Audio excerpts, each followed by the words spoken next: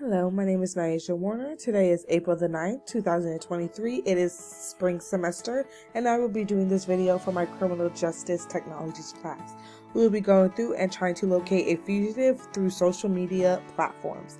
To begin, we will be going to the Florida Department of Corrections homepage, and we will be going to offender search. We will need to go all the way down to where we find the absconder/fugitive information search, as we are looking for somebody currently on the run.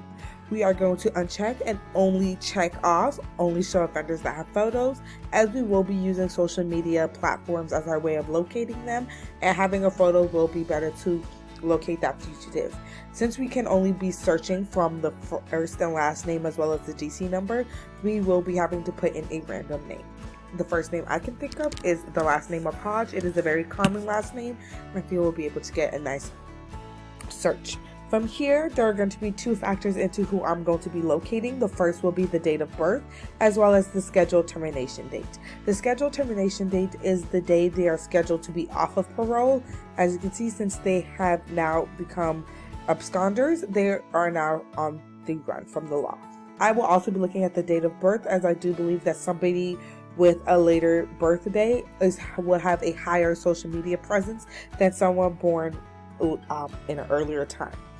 From here, I'm going to be looking for somebody born in the 1990s or 2000s. I already see here one, which is 1991. I will be going through to see if I could possibly find somebody with an later birthday. After scrolling through some more, I do see at the bottom we have Tylisha E. Hodges, who not only has a high scheduled termination date, but also her birthday was 2000. So she is going to be roughly 22 or 23 years of age, and she may have a higher social media platform than the other absconders on this list. From here, not only does it show a current picture of, or the most accurate picture they have of Miss Hodges, but it also lets you know multiple alienesses she may be underneath, as well as her last known location, which is the Duval County. It will also let you know the offense of what she did, which is back in 2019, was grand theft. From here, I will begin my search on Facebook, as I believe Facebook is the broadest of social media platforms for finding somebody, as all you would need is a person's name. I'm not going to go into too much details. I'm just going to put Tylisha Hodges to find her. As you can see, there have been multiple profiles. I'm already going to rule out Tynisha S. Hodge, as that is not the name or the person that we are trying to locate. From here, I do see here there's a Tylisha Hodges who lives in Jacksonville, Florida. That's from Jacksonville. Unfortunately, she does not have a profile photo, and I'm not seeing a profile photo with any of the other profiles here. If I hit select all, the further down we scroll, she does not match. She does not match. The spelling does not match. And the locations also do not match. So I do not see here over in Facebook. My second choice of social media platform will be Instagram. And I will just go ahead and put in her name as well.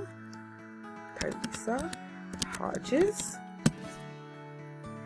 And the first one that pops up is Tylisha E. Hodges, which also matches the full name of the fugitive. So I already know this might be her. After opening the profile, I do see here a lot of her photos are not from her perspective or selfie of her. But if you scroll down a little bit, we do have one photo of this young lady who does appear to look like Miss Hodges, and upon closer inspection, I do see here that she does have a slightly almond-shaped and wide arch eyebrow, as well as freckles on her cheek.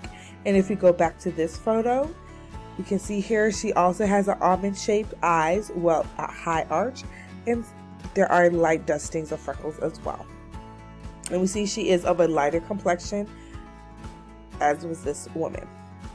From here, I see here this video was back 999 weeks ago, which means it is not a very current photo. If we go back to the latest post that she had, we see her last post was back in 2021. That is still not as accurate as we would like to see if we will be able to locate her, but we are going on the right track, as we were able to locate a profile of her. Next, I'm going to be going to Google to see if I could possibly locate any information from there. From here, I will be putting in her full name, which is Taisha E. Hodges, to see what pops up. First thing I have is her Twitter. Give me 1 second. Is her Twitter. I do not have a Twitter account, so I may not be able to look at all that she has. But here we see her last thing she retweeted was back in 2018. So we know this is not a very accurate profile of her latest endeavors. After looking through, I'm seeing as how I'm not finding a lot of information over on Twitter, I'm going to go back to Google and try again. After going back to Google, I was able to find a LinkedIn account for Miss Taisha Hodges, who was a student at Columbia High School. If we go back to the information tab, it does show here that the county where she did commit this offense was Columbia, so we do have some ties to the fugitive. Unfortunately, there was no video and nothing more other than the Columbia High School. As we see, she has no activity and has not posted anything in a while. From there, I can determine I'm unable to find any new whereabouts for Miss Hodges, so I will go back and try and search for a different offender. Now I will be looking for offender with a common first name, such as Aaron. From here, I see there is a bigger list as there are multiple pages. So what I'm going to do is I'm going to go back to the search, but I'm going to expand the list. Instead of showing 20, I'm going to show 40 fugitives at a time. Put the search back. And as I stated, I will begin by looking through the day of birth to find somebody, 1999, Aaron Arthur Crane, who also has a recent scheduled termination date. He seems like a good candidate, so I will be clicking on his profile. His face does show that he has some distinguished features such as short dreads, as well as a big nose and a wide mouth, as well as a beard. This will be able to help us with looking for a picture for Aaron. I do see here back in 2021, he did have a UDI over in Escambia County. He also has an alias of Aaron Arthur Crane. With that information, I will be going to Facebook again and starting with that. I will be including the middle name and see if it will lower our search possibly. From these photos, I already see here there is not looking to be a lot to look at, as the first thing I'm noticing is that the pictures are of a lot of white men, and we see here that our fugitive's race is black. After scrolling through some more, I'm still not seeing a black Aaron Crane, so I will be going on and moving over to Instagram and putting in his name again, which is Aaron Arthur Crane. Going back to check on the spelling, and then I will be hitting search. Something went wrong, so we will reload this page and try and search again. After putting in the name of Aaron Arthur Crane, I was unable to find anything, so I'm going to just put in his first and last name and see if I'm able to locate a profile that way.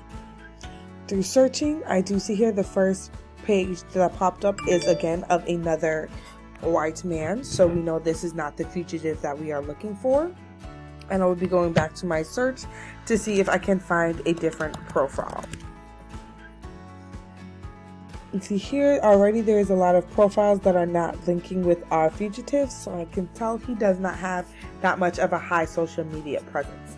So our last course of action will be to go to Google to see if we can find any public information of Arthur. And we do see here we have his court information as well as his mugshot, which basically just tells us Arthur Crane, it does show here, was arrested in Escambia County, Florida. It shows his mugshot does show here that he did go ahead and cut his dreads. He is 22 years of age, and his charges was for not what we have here, which is for a DUI. So we do see here that he did have a recent criminal offense and was caught already again. Other than that, I'm not seeing that much information on Aaron Crane, and I can tell he does not have that high of a social media presence.